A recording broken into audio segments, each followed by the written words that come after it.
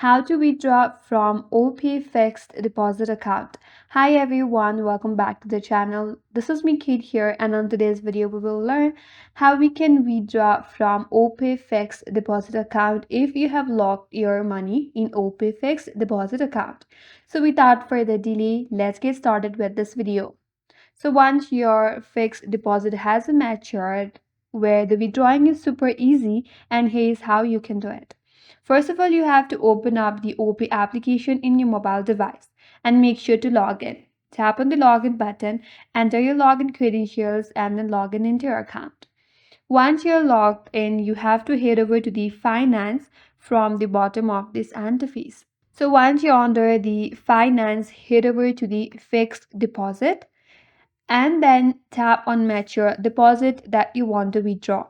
Then tap on withdraw or transfer to wallet, confirm your amount, and then tap to proceed.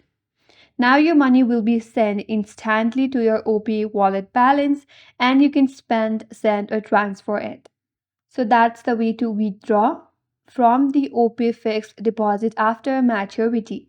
That's it. That's all for today's video. Hope this video was helpful, and if you are new to our channel, consider subscribing. Thank you for watching and stay tuned for more videos.